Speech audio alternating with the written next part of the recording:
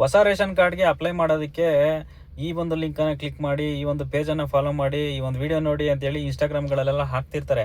ಆ ಒಂದು ಲಿಂಕ್ಗಳನ್ನು ಪ್ರೆಸ್ ಮಾಡ್ಕೊಂಡು ಹೋದರೆ ನೀವು ಹೊಸದಾಗಿ ರೇಷನ್ ಕಾರ್ಡ್ಗಳಿಗೆ ಅರ್ಜಿ ಹಾಕಲಿಕ್ಕೆ ಸಾಧ್ಯ ಇಲ್ಲ. ಯಾಕಪ್ಪ ಅಂತಂದರೆ, ಹೊಸ ರೇಷನ್ ಕಾರ್ಡ್ಗೆ ಅರ್ಜಿ ಹಾಕಬೇಕು ಅಂತಂದರೆ ಒಂದಿಷ್ಟು ಮಾನದಂಡಗಳಿರ್ತವೆ. ಏನಪ್ಪ ಅಂತಂದರೆ, ಇದೇ ಥರದ ಒಂದು ಬಯೋಮೆಟ್ರಿಕ್ ಡಿವೈಸ್ ಬೇಕು, ಮತ್ತು ಇದೇ ಥರದ ಒಂದು ಡಾಕ್ಯುಮೆಂಟ್ಸ್ ಬೇಕು ಅಂತೇಳಿ ಇರುತ್ತೆ.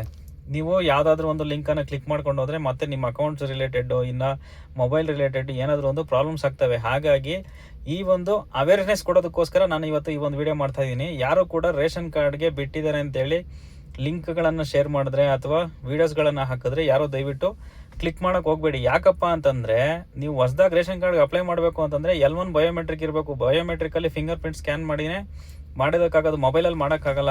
ಅದನ್ನು ಸಿಸ್ಟಮ್ನಲ್ಲೇ ಮಾಡಬೇಕು, ವಿಂಡೋಸ್ PC-ನಲ್ಲೇ ಮಾಡಬೇಕು. ನೀವು ಹಂಗೆ ಮೊಬೈಲ್ನಲ್ಲಿ ಅಪ್ಲೈ ಮಾಡ್ಲಿಕ್ಕೆ ಆಗಲ್ಲ. ಅದು ಒಂದು ರೀಸನ್ನು. ಮತ್ತು ಇನ್ನೊಂದು, ರೇಷನ್ ಕಾರ್ಡ್ ಬಗ್ಗೆ ಡಾರ್ಕ್ ರಿಯಾಲಿಟಿ, ಇನ್ನೊಂದು ಗ್ರೌಂಡ್ ಲೆವೆಲ್ ರಿಯಾಲಿಟಿ ಏನಪ್ಪ ಅಂತಂದರೆ, ಮನೇಲಿ ಒಂದು 4 ಜನ ಇರ್ತಾರೆ.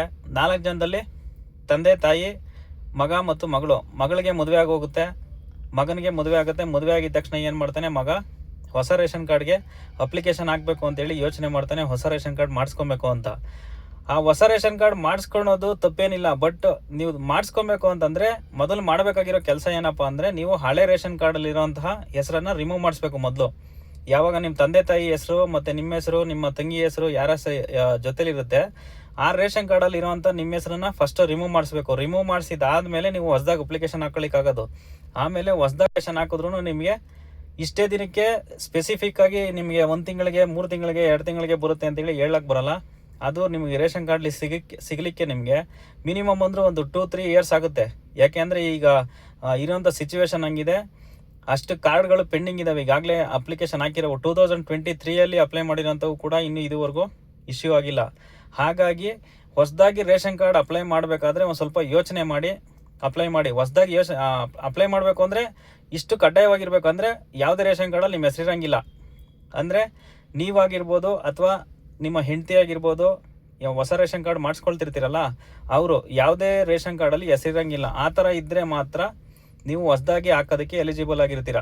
ಅದನ್ನು ಬಿಟ್ಟು ನೀವು ನಮ್ಮ ತಂದೆ ರೇಷನ್ ಕಾರ್ಡಲ್ಲಿ ಹಂಗೆ ಇರಲಿ, ನನಗೆ ಇಲ್ಲಿ ಅಪ್ಲೈ ಮಾಡಿಕೊಡ್ರಿ ಇನ್ನೊಂದು ಹೊಸದು ಅಂತಂದರೆ ಅದು ಆಗದೇನಂಥ ಕೆಲಸ ಅದು. ಹಾಗಾಗಿ ಯಾರು ಕೂಡ ಹೊಸದಾಗಿ ಅಪ್ಲಿಕೇಶನ್ಗಳನ್ನು ಹಾಕ್ಕೊಳ್ಳಿಕ್ಕೆ ಹೋಗಬೇಡಿ. ಇರುವಂಥ ರೇಷನ್ ಕಾರ್ಡ್ಗೆ ನೀವು ಜಾಯಿನ್ ಮಾಡಿಸ್ಕೊಳ್ಳಿ. ಹೊಸ ರೇಷನ್ ಕಾರ್ಡ್ಗೆ ಅಪ್ಲೈ ಮಾಡೋದನ್ನು ಬಿಟ್ಟು ನೀವಿರುವಂತಹ ಕಾರ್ಡ್ಗಳಿಗೆ ನೀವು ಜಾಯಿನ್ ಮಾಡಿಸ್ಕೊಂಡ್ರೆ ಬಹು ಉತ್ತಮ. ಯಾಕೆ ಅಂತಂದರೆ ಅದು ಒಂದೇ ತಿಂಗಳಲ್ಲಿ ನಿಮಗೆ ಜಾಯಿನ್ ಆಗಿಬಿಡುತ್ತೆ. ಜಾಯಿನ್ ಆಗಿದ್ದಾದಮೇಲೆ ನಿಮಗೆ ಎಲ್ಲ ಗೌರ್ಮೆಂಟ್ ಏನೇನು ನಿಮಗೆ ಫೆಸಿಲಿಟೀಸ್ ಸಿಗಬೇಕೋ ಸಿಗುತ್ತೆ. ಅಕಸ್ಮಾತ್ ನೀವು ಇರೋ ರೇಷನ್ ಕಾರ್ಡಲ್ಲಿ ರಿಮೂವ್ ಮಾಡಿಸ್ಬಿಟ್ಟು ನಾಳೆ ದಿನ ಕಾಲು ಕೈಯೋ ಮುರ್ಕೊಂಡ್ರೆ ಅಂತಂದರೆ ನಿಮ್ದು ಯಾವುದೂ ಇನ್ಶೂರೆನ್ಸ್ ಇಲ್ಲ ಅಂತಂದರೆ ಅದಾದರೂ ಹೆಲ್ಪ್ ಆಗುತ್ತೆ ರೇಷನ್ ಕಾರ್ಡ್ ಇದ್ದರೆ. ಹಾಗಾಗಿ ಯಾರು ಕೂಡ ಹೊಸ ರೇಷನ್ ಕಾರ್ಡ್ಗೆ ಆಲ್ರೆಡಿ ರೇಷನ್ ಕಾರ್ಡ್ ಇದ್ದರೆ ಅದನ್ನು ಬ್ರೇಕ್ ಮಾಡಿ ಇನ್ನೊಂದು ರೇಷನ್ ಕಾರ್ಡನ್ನು ಅಪ್ಲೈ ಮಾಡ್ಕೊಳ್ಳೋದಕ್ಕೆ ಹೋಗಬೇಡಿ. ಇರೋದನ್ನೇ ಅದಕ್ಕೆ ಹೆಸರನ್ನು ಸೇರಿಕೊಂಡು ಅದನ್ನೇ ಜಾಯಿನ್ ಮಾಡಿಸ್ಕೊಳ್ಳಿ. ಯಾವಾಗ ಈ 2,000 ಕೊಡ್ತಾ ಇದ್ದಾರೆ ಅಂತ ಗೊತ್ತಾಯಿತು, ಅಲ್ಲಿಂದ ಈಚೆಗೆ ಈ ಒಂದು ರೇಷನ್ ಕಾರ್ಡ್ಗಳ ಹಾವಳಿ ಜಾಸ್ತಿ ಆಯಿತು. ರೇಷನ್ ಕಾರ್ಡ್ ಬೇಕು ಅಂತೇಳಿ. ಅದಕ್ಕೂ ಮುಂಚೆ ಯಾವುದೇ ರೀತಿ ಈ ಥರ ರೇಷನ್ ಕಾರ್ಡ್ಗೆ ಡಿಮ್ಯಾಂಡ್ ಇರಲಿಲ್ಲ. ಈಗ 2,000 ಕೊಡ್ತಾ ಇದ್ದಾರೆ ಅಂತೇಳಿ ಜನಕ್ಕೆ ಇಷ್ಟೊಂದು ಡಿಮ್ಯಾಂಡ್ ಆಗಿದೆ ರೇಷನ್ ಕಾರ್ಡ್ಗೆ. ಹಾಗಾಗಿ ನೋಡಿ, ಯೋಚನೆ ಮಾಡಿ. ಯಾರಾದರೂ ಹೊಸ ರೇಷನ್ ಕಾರ್ಡ್ಗಳಿಗೆ ಲಿಂಕ್ ಇದೆ, ಪ್ರೆಸ್ ಮಾಡಿ ಅದರಲ್ಲಿ ರೇಷನ್ ಕಾರ್ಡ್ ಮಾಡಿಕೊಡ್ತಾರೆ ಅಂತ ಹೇಳ್ಬಿಟ್ಟು ಲಿಂಕ್ ಯಾರು ಪ್ರೆಸ್ ಮಾಡೋಕೆ ಹೋಗಬೇಡಿ ದಯವಿಟ್ಟು. ಎಲ್ಲಾದರೂ ಸೈಬರ್ ಸೆಂಟ್ರ್, ಗ್ರಾಮವನ್ನು CSC ಸೆಂಟ್ರು ಇಲ್ಲ ಸೈಬರ್ ಸೆಂಟ್ರಲ್ಲಿ ಹೋಗಿ ಅಲ್ಲಿ ನೀವು ಹೊಸ ರೇಷನ್ ಕಾರ್ಡ್ಗೆ ಅಪ್ಲಿಕೇಶನ್ಗಳನ್ನು ಹಾಕಿ. ಹೊಸ ರೇಷನ್ ಕಾರ್ಡ್ಗೆ ಅಪ್ಲಿಕೇಶನ್ ಹಾಕಲಿಕ್ಕೆ ಬೇಕಾಗಿರೋಂಥದ್ದು ಆಧಾರ್ ಕಾರ್ಡು ಮತ್ತು ಕ್ಯಾಸ್ಟ್ ಆ್ಯಂಡ್ ಇನ್ಕಮ್ ಸರ್ಟಿಫಿಕೇಟು, ಮತ್ತು ನೀವು ಫಿಂಗರ್ ಪ್ರಿಂಟ್ ಕೊಡಬೇಕು. ಯಾರ್ಯಾರು ಫ್ಯಾಮಿಲಿ ಮೆಂಬರ್ನಲ್ಲಿ ಆ್ಯಡ್ ಮಾಡ್ತೀರಾ ಅವರೆಲ್ಲರೂ ಹೋಗಿ ಅಲ್ಲಿ ಫಿಂಗರ್ ಪ್ರಿಂಟ್ ಕೊಟ್ಟರೆ ಅಲ್ಲಿ ನೀವು ರೇಷನ್ ಕಾರ್ಡ್ ಹೊಸ ಅರ್ಜಿ ಕ್ರಿಯೇಟ್ ಆಗುತ್ತೆ.